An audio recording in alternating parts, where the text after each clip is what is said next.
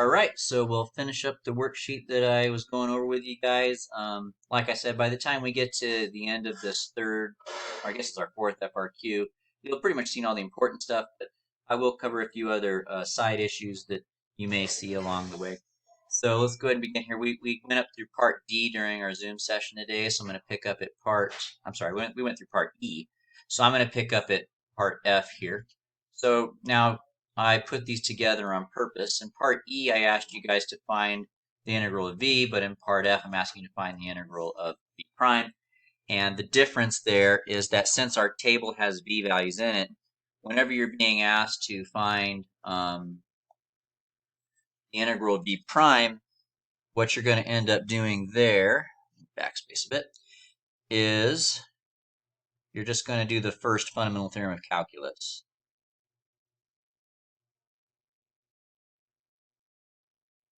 So the integral of v prime is just v, and we're going from 40 to 20. And so we just need to figure out what's v of 40 and what's v of 20. V of 40 is 7, and v of 20 is negative 10. So what we end up with then is 7 minus a negative 10, which is 17. And we do want to do our correct units. So keep in mind, these are just v values, right? So when you subtract two v values, you get a v value. And from our table up above, you guys can see that the units for v are just meters per second. So what this is this is 17 meters per second. Okay, so that's part F, and I included that just to contrast it with part E. All right, let's go ahead and take a look at part G. So it says, would a left-hand sum on the interval from 0 to 8 be an underestimate or an overestimate of this integral? So now they're not actually asking us to do a left-hand sum. They just want to know, would it be an overestimate or underestimate? On the interval from 0 to 8, as you can see, my y values are increasing. Okay, so if we assume that it's increasing the whole time, then what that means is my function is increasing on that interval. And if we're doing a left-hand sum, as you guys can see from the diagram here, that would be a underestimate. Okay, and of course you would generally need to give an explanation of some kind for that. And so what we could say there is we could say since we are doing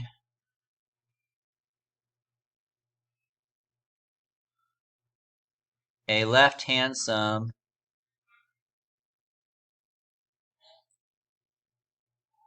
and v is increasing,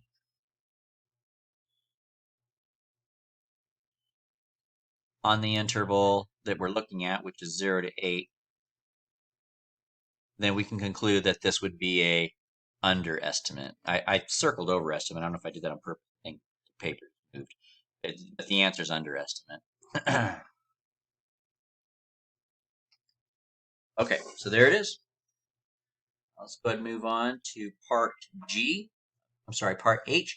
Suppose that the acceleration of the particle is positive for all t on the interval from 0 to 8. Now, that's just a fancy way of saying what I just assumed earlier. On the interval from 0 to 8, if the acceleration is positive, what that means is that the derivative, which is of v, the derivative of v is a, right? The derivative of the velocity is a. So if a is positive, then the slope of v is positive. So if it's positive for all t on the interval from 0 to 8, that means it is always increasing. And the reason why they have to tell you that is because just because we're going from 3 to 5 doesn't mean it was increasing the whole time. Maybe it went down and then up, so it had some decreases along the way. But because of the problem, they're telling us that it's always increasing, so we're good to go. And technically, I should have put that in part G as part of my requirements as well, but I didn't. This is the part I made up, so I forgot to put that in there. But suppose that the acceleration of the particle is always positive, so we can assume that it's a increasing function the whole way. The question is asking us to explain why the position of the particle at t equals 8 seconds must be greater than 30 meters. Now, I'm not sure if they're going to ask this question. I'm pretty sure they won't. And here's why. Because this is the kind of stuff that I'm pretty sure is on the curriculum that they're not going to test this year. And what it is, it's called an accumulation function or something like that. So I don't think you're going to see these actually on the test. But just in case, I'll go over it anyway. But this is the kind of thing where, like, we talked about it before we left school this year, where you have the position of the function. So I'll say let s equal position. Actually, you know what? I don't need to do that because they gave me a variable for position. It's x. So the position at 8 seconds is equal to the position at 0 seconds plus the net change on the interval from 0 to 8. And like I said, I'm pretty sure they're not going to ask this. I definitely remember them not including this in the thing. I'm just going to go over it anyway for the heck of it because it's on here. It might be helpful for something else later. But here, now I can't actually find this, but I'll show you what we're going to do about it. Now, in the beginning of the problem, they tell us what x of 0 is. They tell us that the position of the particle is 7 at t equals 0. So we know that our starting position is 7. And now I'm going to add to it whatever this integral is. Now, here's the thing. We don't know what it is. We can only estimate what the integral is from 0 to 8 using a sum. Now, you could do a left-hand sum. You could do a right-hand sum. But look at the question. They want us to say, explain why the position of the function must be greater than 30 meters. Okay? So what I'm going to do is I'm going to do this, and I'm going to find what is the lowest possible value that this can be. Well, we just talked about on part G that a left-hand sum would give us an underestimate. And that's the only Riemann sum that would give us an underestimate. Like midpoint sums and trapezoid sums, they don't really give you over or under every time. It just depends. But on an increasing function, a left-hand sum will always be an underestimate. So I'm going to actually do a left-hand sum here for this now. And that's going to let me approximate what's the smallest amount that area could be. If that turns out to be something plus 7, and that something plus 7 is greater than 30, well, that means that the area under the curve, or the position of the particle, I should say, has to be greater than 30 because the smallest possible value for the integral still puts it over 30. So let's take a look. So if I did a left-hand sum, but only on the interval from 0 to 8, well, we really only have one rectangle then. I've got the base, which is 8, right? And it's a left-hand sum, so I'm going to use the left-hand number and not the right-hand number. We're going to multiply, and we only have one rectangle, so that's 24. So the lowest possible value of the change in position from 0 to 8 is 24. So the starting position is 7. The lowest possible change in position could be 24. If I add those, I get 31. So that means that the position at t equals 8 is at least 31, and that's greater than 30. So check, we've done it. We have proven that the position of the particle at t equals 8 has to be greater than 30 because the smallest possible value of the displacement is 24. When you add 7 to that, you get 31, which is more than 30. It could be more than 31, but it can't be less. That's why it has to be greater than 30. That was kind of a trickier question, and I highly doubt, I know for a fact they're not going to ask you a question about position. Not ones where you have to do net change, because that's just not on the curriculum test for this test. But I included it just to kind of touch on some points that might be helpful. All right, moving on. So the rest of the worksheet, I've only got 2 more FRQs I'm going to work through with you guys, and I included these because piecewise functions and this is a related rate one. Related rate questions. Those also pop up quite frequently in FRQs. They're not usually FRQs all by themselves like that. They usually put them inside of these other FRQs that we've been talking about. So they're more like sub-questions along the way. But I found specific FRQs that just focus on those just so that we can kind of get through that topic without being too repetitive. So here we go. Let the function defined by f of x equal this piecewise function here. So from 0 to 3 we have this, and then from 5 to x we have this. Is f continuous at x equals 3? Okay, well, in order for f to be continuous, f of 3 has to exist. F of 3 does exist because it says right here that x can equal 3, so I would use this function. And it turns out that f of 3 is 2. Okay, so check, we're good there. The next thing we need to do is we need to make sure that the limit of f of x as x approaches 3 exists. Okay, so we need to find out if that limit actually exists. Now, when it comes to piecewise functions, if you're trying to find out if they are continuous at the junction point, the place where those two pieces come together, what you have to do is you have to do a left-hand sum limit and a right-hand limit. So I'm going to find the limit from the left of 3, and I'm going to find the limit from the right of 3 as well. Now, if I'm approaching 3 from the left, I'm going to put equals there. They may not be equal, but I'm going to put equals there just in case they aren't at the end. If they're not, I'll go just put a cross through that to show that they're not equal.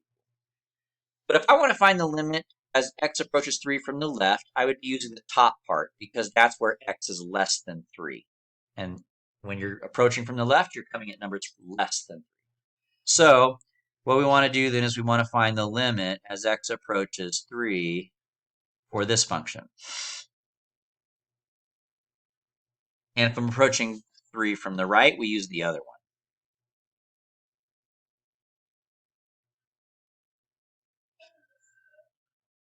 And at this point, all you do is direct substitution. So if I plug in 3, I get 3 plus 1, which is 4, and the square root of that is 2. And if I plug in 3 up here to the right side, 5 take away 3 is 2. If they are the same on the left and right, then the limit exists, and that number is the limit. And the last thing is just to make sure that the f of x value is actually equal to the limit value at that point, and they are. So you would still want to show all this work, but a nice way to wrap this up would be to say yes, since f of 3 is equal to the limit of f of x as x approaches 3. And that proves to us that f of x is continuous at x equals 3. This is another type of limit question other than L'Hopital's that they could ask. But once again, it's only going to happen if you have a piecewise function. Let's go ahead and take a look at the next one. Is it differentiable? Now that requires a little bit more. So if you want to prove that it's differentiable, the first thing you have to do is you have to prove that it's continuous, but we just did that. So I'll put, since it's continuous, C part A, and you could do that on your FRQ, although I don't think that they would ask you to prove it's differentiable right after they ask you to prove it's continuous. But to save time, I'm just going to put C part A. Now, let's just say they didn't ask you this, and they asked you if it's differentiable. Then you would have to do everything that we did in part A first. Okay? But we're not done after that, because in order for a function to be differentiable, not only does the function have to be continuous at that point, but so does its derivative. So now I'm going to find the derivative of this piecewise function.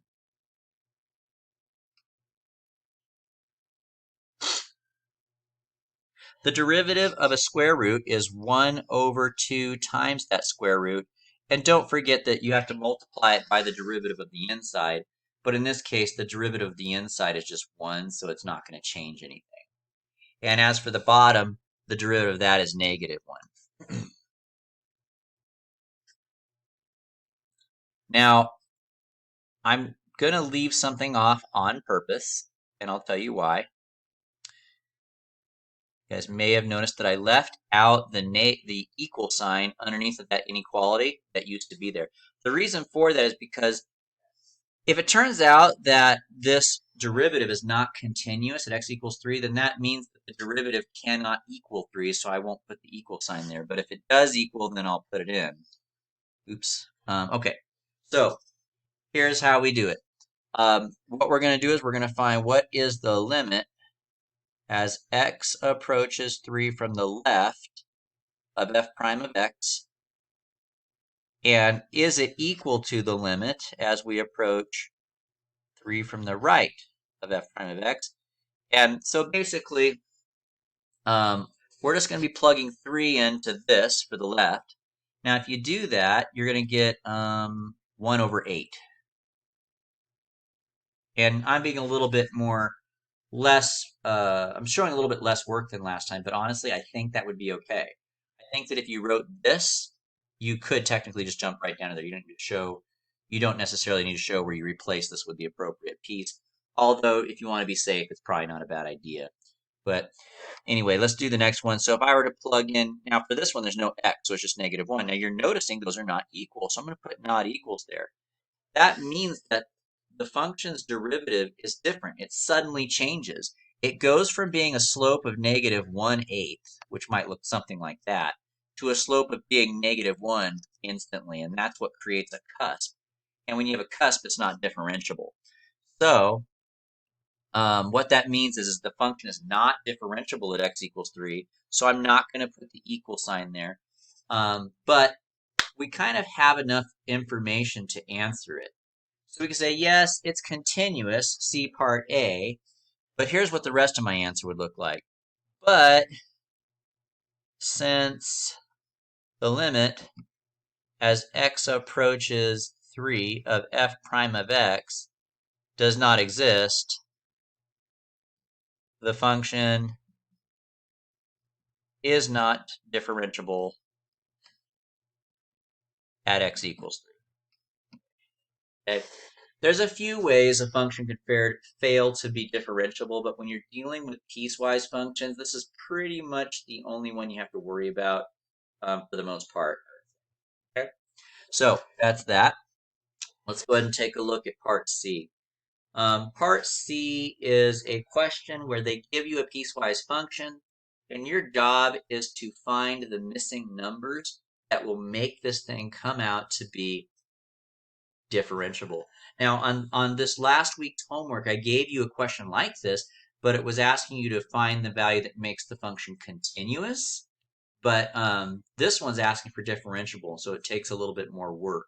And once again, this one, like in parts A and B, all these steps are on the notes that I've printed for you guys for this study session. So have that out and be looking at it. Make sure those steps and notes make sense to you before you begin your test. So here we go. For this one, what we're going to do is we're going to start by making sure that the limit as we approach the connection point, which is 3 again, from the left of our function. Notice it's g, so I'm changing to a g function now. It's very important you don't get the letters wrong. Is the same thing as the limit as I approach 3 from the right. Okay. Now, if I'm approaching 3 from the left, then I'm plugging 3 into the top piece here. So if I plug 3 in there, then I'm going to get 3 plus 1, which is 4. The square root of that is 2. And then we have the k, so it's 2k. And then we have the limit of g of x as I approach 3 from the right. That's the bottom piece. So if I were to plug in 3 there, I end up with 3m plus 2. Okay? Now, all that's going to do is that's going to make sure that it's continuous. I'm making sure that this piece connects to this piece at 3. However, we want it to be differentiable at 3. So not only does it have to be continuous, but the derivative also has to be continuous, which will make g differentiable. So now I'm going to repeat this process, but I'm going to repeat the process for its derivative. We want to make sure that those come out to be equal from the left and right for the derivative of g.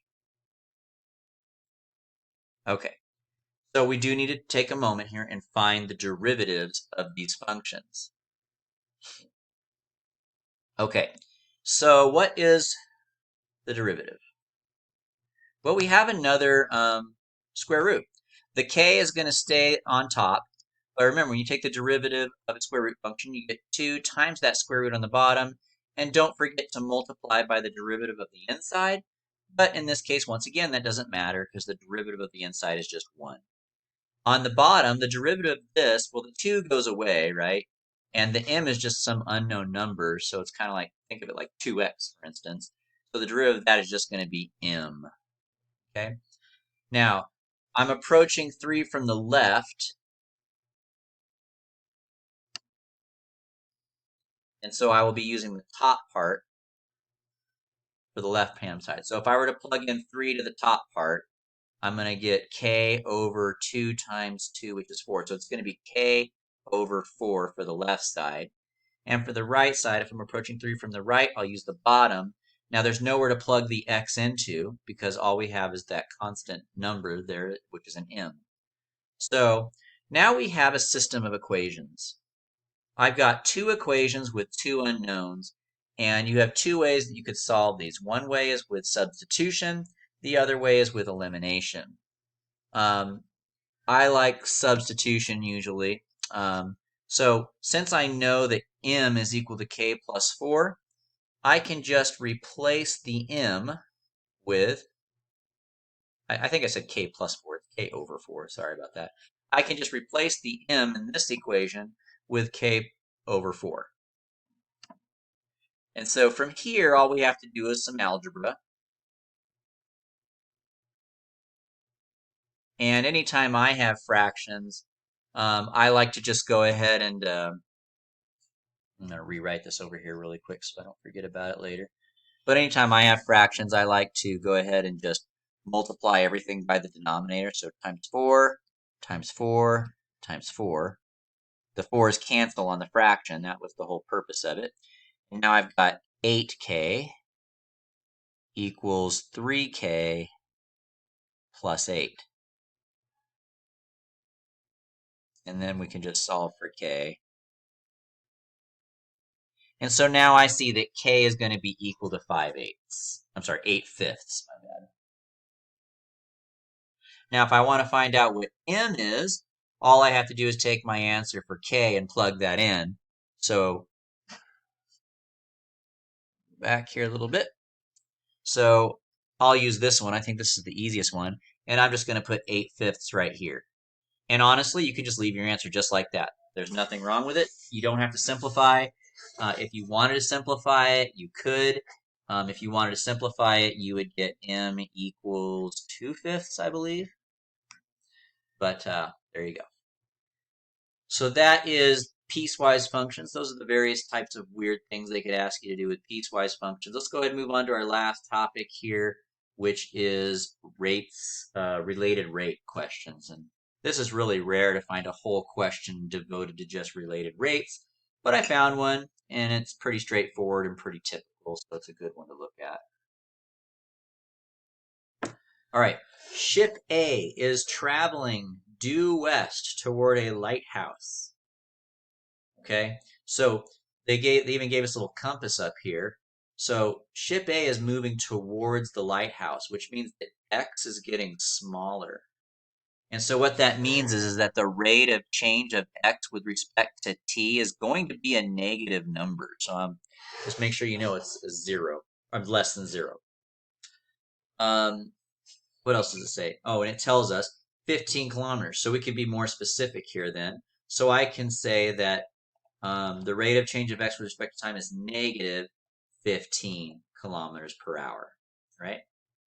Ship B is traveling due north away from the lighthouse at a speed of 10 kilometers per hour. So this one's going up, so y is getting bigger. So that means we could say that dy dt is equal to a positive 10 kilometers per hour. It says let x represent the distance between ship A and the lighthouse, which it's already done for us, and let B represent the distance between ship B and the lighthouse. Y is going to represent that distance. And that's it for the given information. Now let's look at part A. Find the distance in kilometers between ship A and ship B when x equals 4 and y equals 3. So y equals 3 and x equals 4. Find the distance between the two ships. In other words, find the hypotenuse of this right triangle, right? So for part A then, it's just the Pythagorean theorem. 3 squared plus 4 squared equals the distance, I guess. They didn't give us a variable, so I'll just put distance squared. And so that's going to be 9 plus 16, and then we'll take the square root. So that means that the distance would be 25 kilometers. Don't forget your units on these problems. So the distance between the ships at that point would be 25. Now the stuff in red and pink here, these are numbers, but they're changing, right? So these are not constant numbers. They are all constantly changing, actually. Erase that. Now, honestly, I think that was a really weird question to ask on an AP exam because honestly, that's a geometry question. So they made that question stand all by itself. This is actually a legit AP test here too. So I was surprised that they would even ask that. They definitely probably made that worth 1 point. I don't even know why it was on there. But let's go ahead and take a look at part B now. Find the rate of change in kilometers per hour of the distance between the two ships when x equals 4 and y equals 3. Okay, so I'm going to go ahead and create a variable now. I'm going to say let d be the distance between ship A and B.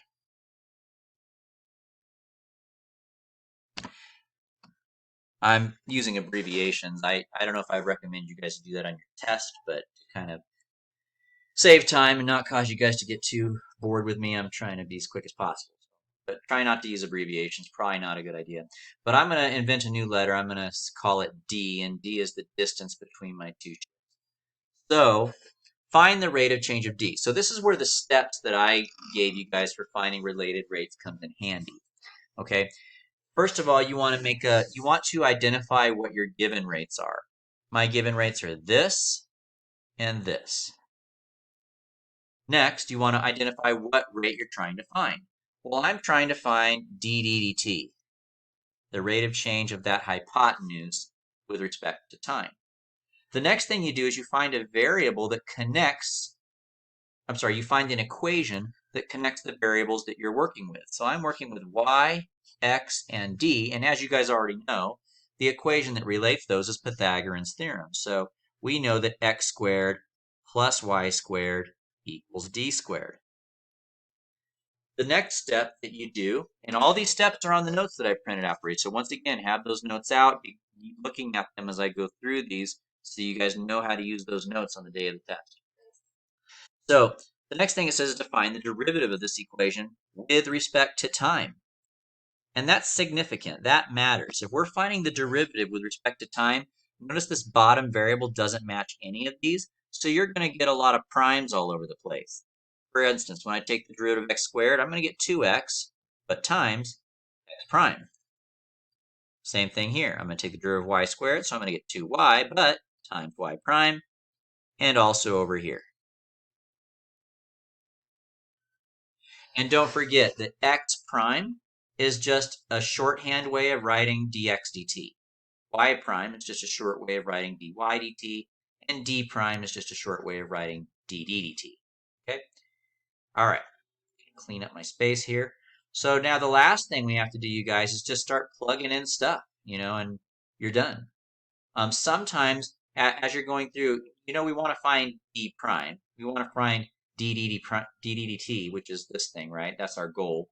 So sometimes as you're going through this, you might find, dang, they didn't give me everything. So you have to go back and find some missing stuff. But I think on this problem, we've actually got everything we need. For instance, we know that x is 4, I believe. We know that x prime, which is dx dt, is negative 15. We know that y is 3. we know that y prime is 10. And we also have already figured out that when x and y are 3 and 4, the d is 5. Oh, by the way, I goofed that up here. I put 25. Let me fix that. I forgot to take the square root of 5. There's that. And then we have d prime, the one thing that we don't know yet. So now we go ahead and go through and solve it. And you don't want to forget to have your units in the end. So what's this going to come out to be? That's going to come out to be negative 60 times 2 is negative 120 plus 60 equals 10d. If I combine those together, I'm going to end up with negative 60. And then when I divide by 10 on both sides, I'm going to end up with negative 6. And we want to make sure we have our units. So d is the distance between the ships. So as you guys know, that's kilometers. And the bottom is the rate of change with respect to time. So time is on the bottom, and our time is in terms of hours. So there it is. And so what this means then, if you wanted to interpret this, is it means that the distance between our two ships is decreasing at a rate of 6 kilometers every hour. Okay? And that's at the point in time when x equals 3 and y equals 4, or vice versa. All right, one more question here. Here we go. Okay, so just another kind of a related rate question, pretty common to see. This one's a little bit trickier only because it involves some trigonometry. So let's see here. So let theta be the angle shown in the figure. So that thing right there. Find the rate of change of theta in radians per hour when x equals 4 and y equals 3. Okay, so I'm gonna put these things back up here because I erased them. dy dt was 10, and dx dt was negative 15, and we found dd dt. So now technically we could use that also, but it doesn't really matter if we use it or not. Let's go ahead and continue here. So these are the given rates, right?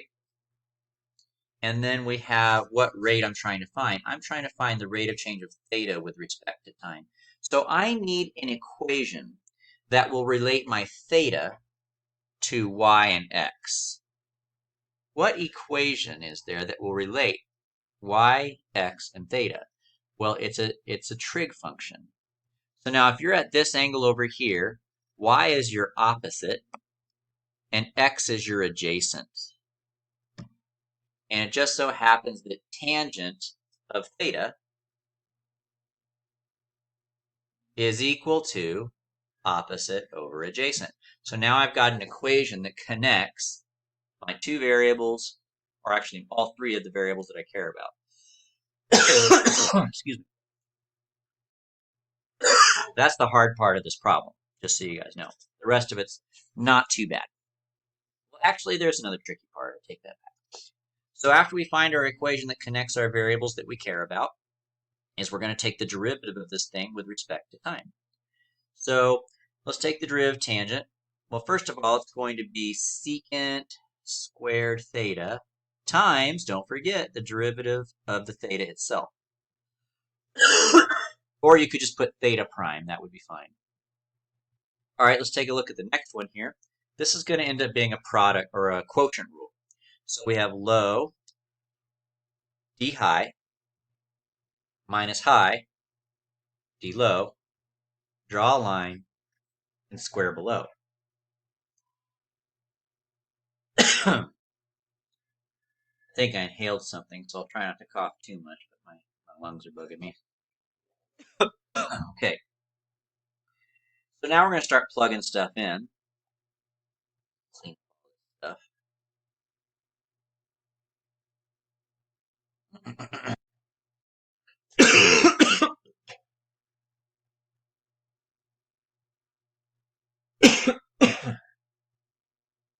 All right. So they're telling us that x equals 4 and y equals 3. So the right side here, we can plug in 4 for x.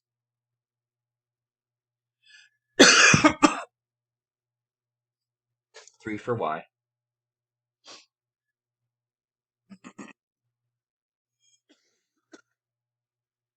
We also know what y prime is. That's the dy dt here, so that's going to be 10. And we also know what x prime is. That's negative 50. And over here on this other side, we're trying to find out what is d theta dt, but we still have this secant squared thing to worry about here. How do we find that? Well, you have to remember what secant is. Secant of theta is the opposite of cosine, right? We know that cosine, hopefully, if you remember your SOHCAHTOA rule, cosine is adjacent over hypotenuse. So that means that secant is hypotenuse over adjacent. Now, since we're looking at this problem right now, at the point in time whenever y is 3 and x is 4, which means d is 5, then hypotenuse over adjacent would be 5 over 4. And also take note that it's being squared. So we're going to square that now, and that's going to give us 25 over 16. That's the other tricky part on this problem that I was talking about. Okay, let's go ahead and finish the problem up. Now, here's how I'd encourage you guys to finish this problem up. However, you could probably go further and not have a hard time with it. But basically, I would just take it off this side and put the reciprocal over here, right? Multiply both sides by the reciprocal, and boom, you're done. You do not have to simplify it, but you could. You just don't have to. Okay. I guess I'll go ahead and do it just because yeah, on your FRQ, I kind of encourage you not to, honestly. This is 16 and this is 16. So those are going to cancel. And all I have is 25 left on the bottom. So I'm left with 85 over 25, which reduces by a factor of 5 to be 1/7 over 5. Don't forget your units, though. That part is important. We're doing radians per hour. Radians per hour. Okay. Well, guys, kudos to you who kind of trudged through all this long preparation time. If you have all these notes, I don't see how you could be better equipped, honestly. I think you guys have a lot on your plates here, and you have a lot in your hands to work with here. I think you guys are going to do well. So I'll be keeping in touch with you guys for the next few days, and we'll see you later, okay?